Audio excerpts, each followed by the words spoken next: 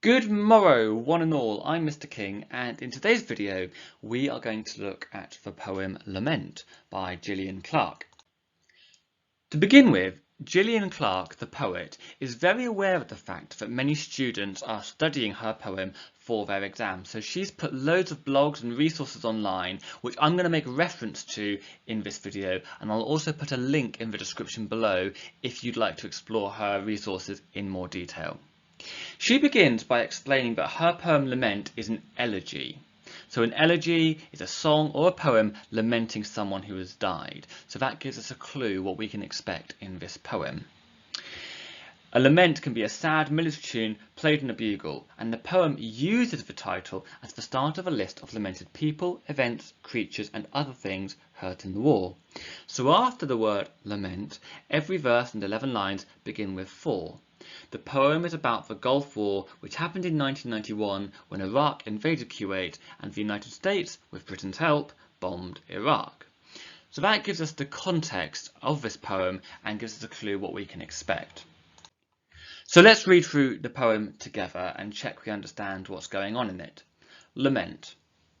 For the green turtle with her pulsing burden, in search of the breeding ground, for her eggs laid in their nest of sickness. For the cormorant in his funeral silk, the veil of iridescence on the sand, the shadow on the sea. For the ocean's lap with its mortal stain, for Ahmed at the closed border, for the soldier with his uniform of fire.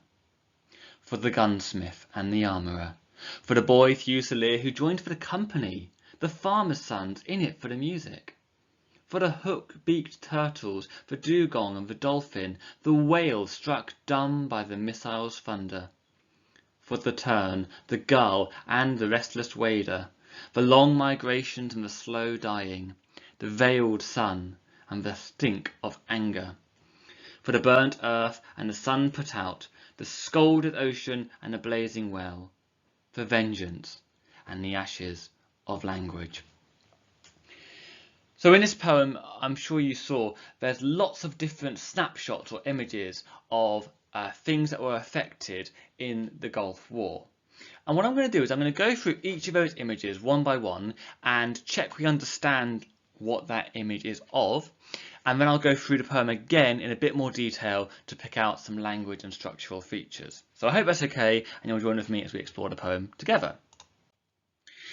So we begin with the green turtle with her pulsing burden in search of the breeding ground for her eggs laid in their nest of sickness. So we begin with a turtle, and it's clear from the language of the poem that this turtle is pregnant. She's looking for a breeding ground and a place to lay her eggs. And because of the word pulsing burden, we can infer that this turtle is quite heavily pregnant and is quite desperately looking for a place to lay her eggs. But unfortunately, this turtle isn't able to do that because her habitat, her wildlife, is now polluted by the war. And we know this because of the imagery nest of sickness. So to me, that calls to mind a turtle like the one on the screen, desperately searching for a place where she can lay her eggs, but is unable to because the habitat has been ravaged by warfare. We then come to the cormorant in his funeral silk. So a cormorant is a seabird, and it's described as being in its funeral silk. Now that might not be super clear what's being referred to straight away, but if we keep reading, I think we can puzzle it out. So the cormorant in his funeral silk, there's a veil of iridescence on the sand. So iridescence is that sort of shiny, reflective quality that you might see if you've ever seen an oil spilled on the ground, that sort of purpley, quite beautiful colour actually that you can see reflected in oil. But here, that's on the sand. And there's also a shadow on the sea. Now what we can infer from all of these different things put together is that there's been an oil spill. There's been an oil spill, and this seabird, this cormorant, has been covered from head to toe in the oil.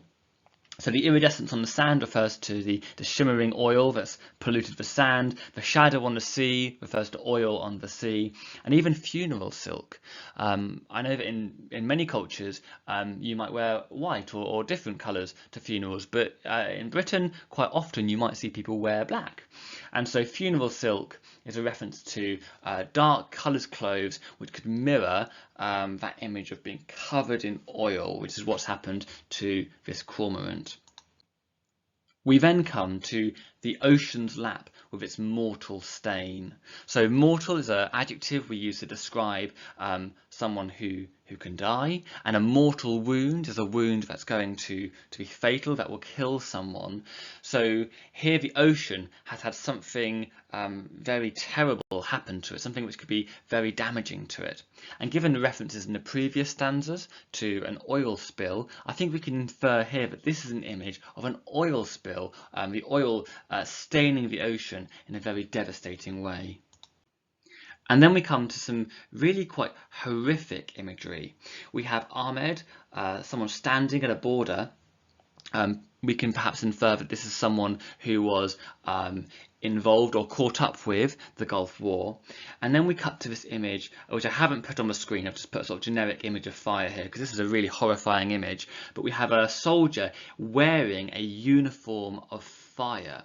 And this metaphor makes us imagine people who are maybe caught up in explosions or who are the victims of warfare. And it's a really gruesome image which makes us reflect on just how violent and how tragic warfare can be. That idea is continued in the fourth stanza when lots and lots of people are listed. We have the gunsmith, someone who makes guns, the armourer, someone who makes armour.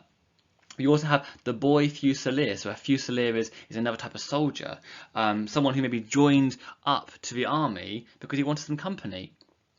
We have the farmer's sons who perhaps joined in because they just wanted to experience life in a different way, they were in it for the music. But these are presumably all different people who were caught up in the war, and given we know that many people died in the Gulf War, it makes us reflect on the people who died, and as this poem is a lament, it's a lament for someone who has died, we can infer that these are people who have tragically passed away through the Gulf War. After the list of people who have died in the war, we then come to a list of sea creatures who have suffered in the war.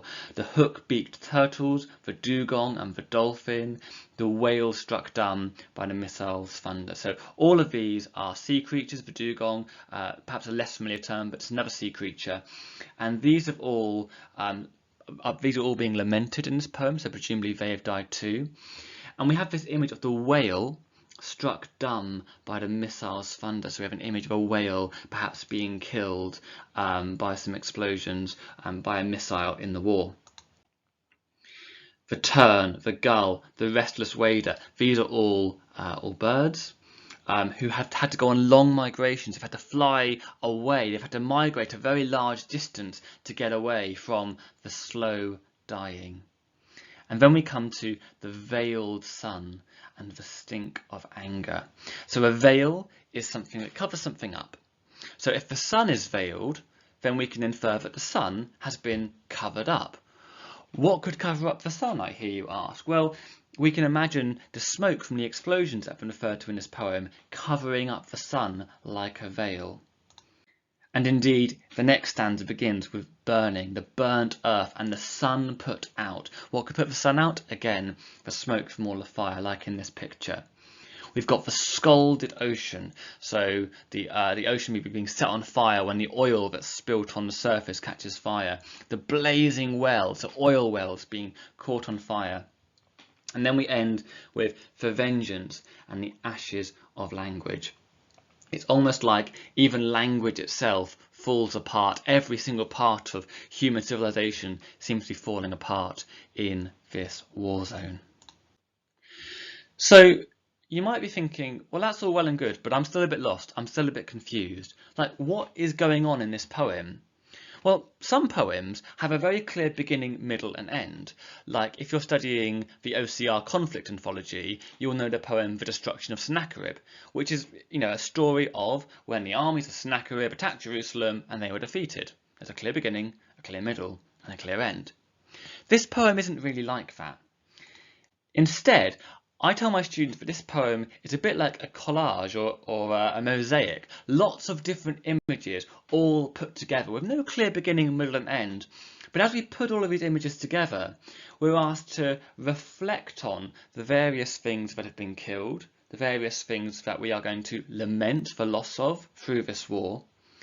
And here I'm just going to read a quote from Gillian Clarke that she put on her website. She writes, "War can't be waged without grave damage to every aspect of life." So that implies that every part of life is damaged because of warfare. All of the details in this poem came from reports in the media. There were newspaper photographs of cormorants covered with oil in his funeral silk. The veil of iridescence on the sand and the shadow on the sea showed a spreading stain of oil from bombed oil wells. The burning oil also seemed to put the sun out and poisoned the land and sea. The boy Fusilier who joined for the company and the farmers' sons in it for the music came from hearing radio interviews with their mothers. The creatures were listed by Friends of the Earth as being at risk of destruction by oil pollution, and the soldier in his uniform of fire was a horrific photograph of a soldier burned when his tank was bombed. The ashes of language are the death of truth during war. So at this part of the video, I'm going to go through the poem stanza by stanza, and I'll talk about some of the language and structural features that I think are interesting and suggest what the effect of those techniques could be. But afterwards, I will also go back through the poem one final time to make some big picture whole poem comments about the structure of the poem and to suggest why I think that's interesting too. So do stick around to the end for that. Couple of quick disclaimers before I go any further. Number one, these are my interpretations. They're not the only interpretations. Do feel free to experiment and to suggest your own ideas, perhaps in the comments below. Secondly, I really want to emphasise that this poem is full of imagery, and I'm not going to write imagery next to every single stanza because it will become a bit tedious. But there is imagery. Do feel confident in writing about it, and try to talk about the specific images that we are invited to imagine through the lines of the poem. Don't just write something vague like this imagery puts an image in the reader's head, because that tells us absolutely nothing. Talk about the specific images that are put in your head and what that makes you feel. That's a really good thing to do moving forwards. But let's begin with the green turtle with her pulsing burden in search of the breeding ground for her eggs laid in their nest of sickness. So here we have some extended imagery of the green turtle of her pulsing burden. It's extended because it lasts over multiple lines. And this imagery makes readers feel sympathy for the wildlife which suffers the catastrophic impacts of warfare. Habitats get destroyed through the explosions, through the destruction, and here we've got a turtle which is in quite a vulnerable position. We can tell it's vulnerable through some of the words used. So for example, pulsing burden. The verb pulsing suggests that the turtle is very close to giving birth and is perhaps in some pain. The noun burden suggests that the turtle is carrying a lot of weight and is finding it difficult. And yet despite that, it can't lay its eggs, it can't find a safe place to leave her eggs because there's nowhere safe for it to do so.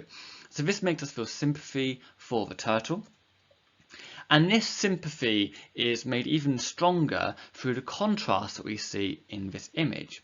We have the green turtle in a nest of sickness. So the adjective green normally has connotation to something healthy, vibrant and beautiful in nature, whereas nest of sickness by contrast is a very sad, a very terrifying image. Nest is normally something where life happens, and sickness is something that can lead to death. And so we've got this greenery, this green turtle, normally the symbol of healthiness, and we've got a nest, which is normally a symbol of life, being linked with the idea of sickness and death, which just comes from the pollution caused by warfare. This is something that we are invited to lament for through the destruction caused by warfare. We also have the cormorant in his funeral silk, the veil of iridescence on the sand, the shadow on the sea. So as we've already explored, we've got here an image of a seabird covered in oil, perhaps caused by an oil well being damaged in war, causing a massive oil spill on the sea. And here we've got imagery of mourning. So funeral silk is clothing that someone might wear at a funeral, and a veil is also something that someone might wear at a funeral. So this imagery has, I would suggest, two effects. One, it makes us imagine the cormorant covered in black oil, which is likely to be fatal to the cormorant.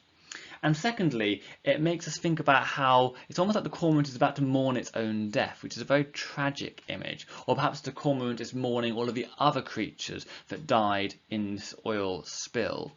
Here, the animals themselves appear to be lamenting the widespread destruction caused by warfare. And it's frustrating to see this damage, and I would argue that there's a tone of frustration in the narrator's voice through the use of sibilants, the S sound we see in stanza 2, the iridescence in the sand on the shadow of the sea. That sibilant S sound is quite an aggressive, frustrated sound. So I would suggest that the use of sibilants makes the narrator sound frustrated, and perhaps this frustration mirrors her frustration at the destruction caused by warfare. We then move on to the ocean's lap with its mortal stains. We talked about mortal being a mortal wound is a wound that will kill you, and here the ocean has a mortal stain. So here the ocean has been personified, it's been treated like a person which is about to die from a mortal wound. And that personification is reinforced by the use of the word lap, the ocean's lap. Bit of a strange image to imagine. I wonder what comes to mind for you. For me, it makes me imagine the ocean as perhaps like a parent, who might have a child sitting on its lap. The ocean does, look after the world. It provides water and care, and it's a really important part of our ecosystem, and yet here it's been mortally wounded.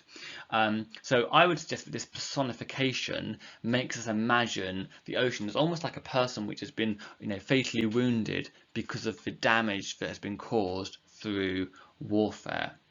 And this is not the only violent image that we have in this poem. We also have the soldier with his uniform of fire. So here we're asked to imagine, a person wearing a uniform which is, on fire because of an explosion or because of a missile hitting a tank. And this is a really horrifying, haunting image which is meant to make us feel sympathy for the victims of war, and we are invited to lament the suffering that happens here. We then move on to a couple of stanzas where there's lots of listing. So in stanza 4, we have a list of different people who are caught up in the war: the gunsmith, the armourer, the boy fusilier, and the farmer's son. Now, listing is just a way to convey lots and lots of different pieces of information in a short space of time. So by listing lots and lots of different people who are caught up in the war, that has the effect of drawing readers' attention to the large number of people who suffered in warfare. And if there's a large number of people who are suffering, that might create more sympathy for them. There's also a real contrast of the different types of people who are caught up in the war. We begin with the gunsmith and the armourer, people we might not be surprised to be caught up in a war because they make guns and they make armour. But then when we think about a boy fusilier or a farmer's son, we're invited to reflect on the fact that war has the ability to draw lots and lots of different people in from lots of different walks of life, and so the scope of war is huge, and so the damage of war is equally huge. We have a similar thing going on with the listing in the next stanza. Whereas we had listing of people in stanza 4 and stanza 5, we have the hooked-beaked turtles, the dugong, the dolphin, the whale struck dumb by the missile's thunder. So once again, the listing draws attention to the large number of marine animals that suffered through warfare. But then we come to a piece of imagery that students often like to write about: the whale struck dumb by the missile's thunder. So there's a few things I'd like to say here. So first of all, whales are normally regarded as very majestic creatures for a few reasons. One, because of their size and their beauty, and secondly, they're famous for making beautiful whale song. Now here the whale has been struck dumb.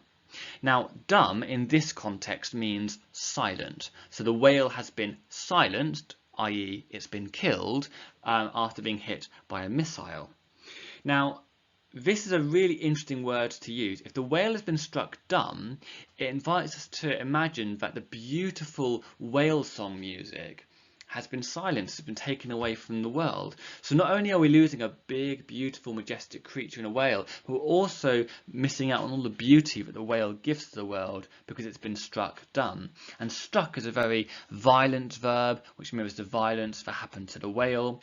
Equally, the missile's thunder, that metaphor, missile's thunder, draws attention to how loud, how overwhelming, how powerful conflict can be. I should also mention that we've got a third list here for tern the gull and a restless wader. Here, more birds caught up in warfare, which have to go on long migrations to fly away from the warfare, which just shows just how big the consequences of war are. And then we have a reference to slow dying, which perhaps is a reference to the fact that many animals which are flying away, which haven't got food to hunt anymore, haven't got homes to live in, and they're going to slowly die. And so I keep saying this, but our sympathy is being invoked by this imagery here. And then we come to the veiled sun and the stink of anger. So we've already had one reference to a veil, haven't we? We had the veil worn by the cormorant, and here the veil was like a funeral veil. It was an image of mourning for the creatures that suffered in warfare. And here it's the sun that is veiled. So if we take that same idea and apply it to the sun, is the sun perhaps mourning the burnt earth and the other effects of war here? But equally, just on a really simple level, this piece of imagery invites us to imagine a sun which is covered up perhaps by the smoke from the fires of warfare. And that's a really horrifying image we can reflect on. And then we come to the stink of anger. So this is an example of something called synesthesia. So synesthesia is when someone experiences things through their senses in an unusual way. For example, they might experience a colour as a sound, or they might experience a number as a position in space. If this isn't something that you've personally experienced, it can be a difficult thing to wrap your head around, but effectively it's when we sort of combine two different senses in a perhaps a little bit unusual way. So here we have stink, which obviously is something we might smell, and anger, which is a feeling, and here they're combined together to create this quite overwhelming piece of sensory imagery, perhaps to mirror how overwhelming warfare is. And in the final stanza, we come to lots of apocalyptic imagery. And apocalyptic just means end of the world imagery. So we have the earth, which is burnt. The sun has been put out. The ocean has been scalded. The well is blazing. So these verbs, burnt, blazing, adjectives like scalded, or the phrase put out, these touch apocalyptic imagery. It's just war is so bad, it almost feels like the world is ending. And indeed, it's not just the physical earth that is suffering, even things like language. Even language is burning and falling apart. The death of truth in warfare is burning. A very horrifying image to end the poem on. So that's been my general walkthrough of the different imagery in the poem, but I want to just end by making some whole poem comments about the structure of this poem. One thing that I'm sure you will have noticed is the repetition of the word for that begins a lot of the lines of the poem. For the green turtle, for the cormorant, for the ocean's lap. Now you could refer to that as repetition, and that would be absolutely fine, but if you'd like to be a bit more technical, you can use the phrase anaphora. Anaphora is when you begin multiple lines in the same way. So here we have the anaphora of the word for. And it's important to remember that this anaphora appears after the title word lament. So you have a lament for the green turtle. We have a lament for the cormorant. And in the same way that I was talking about listing draws our attention to the large number of victims of warfare, anaphora does the same thing. So the anaphora of 4 draws our attention repeatedly to the large numbers of victims of warfare and just how tragic and devastating that is. I would also argue that there is a structural progression through this poem.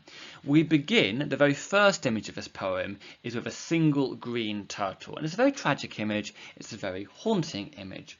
But we end with the entire earth burnt, with the sun put out, with language disintegrating. And so it's almost like we've zoomed out and out and out and out throughout the poem. We start zoomed in as far as we can with one turtle. We zoom out a bit, we think about the ocean with its stain. We zoom out more, we think about the large number of people and animals caught up in warfare. We zoom out even more, we think about the birds flying long distances to get away from the warfare. We zoom out even further, and we're asked to imagine that the whole earth is burning because of the consequences of war, and it feels like the end of the world. And that structural progression from an individual turtle to the entire world burning just shows how war gets progressively worse and worse and worse, and why it's important that warfare isn't something which is allowed to continue. And then just one final structural comment is the fact that lots of themes get repeated in this poem, and I haven't highlighted all of them, I've highlighted a few, but for example the idea of oil staining the sea is repeated in The Shadow on the Sea, the ocean's lap with its mortal stain, and even the scalded ocean is a reference to an oil spill as well. We also have the repetition of the idea of the sun being put out, the veiled sun, the sun put out. I didn't highlight this, but I did mention it a minute ago, the repetition of the veil imagery, the veil of iridescence on the sand and the veil on the sun, perhaps symbols of mourning and grief for a world that is suffering from warfare. So these are things that you could also incorporate into your essays about the poem. So I hope that this has been a useful exploration of the poem Lament. I'd like to end with a quote from Gillian Clarke herself, and she says, "Don't let poetry scare you. It's in English and the poet's a human being like you. If you read the poem carefully and if you bring your own experience to it, your response might be one that nobody else thought of. Trust your response. Trust that idea that pops into your mind, as long as you can support it by quoting the poem." And just to reiterate that, just because I've suggested some ideas in this video doesn't mean they're the only ideas or they're necessarily the de facto right ideas. You might have completely different ideas to me, which could also be excellent. So please do suggest them in the comments below. I'd love to see your suggestions. I hope this has been useful. I wish you luck for those of you who are preparing Lament to study for your future exams. I hope you are well, and until next time, cheerio.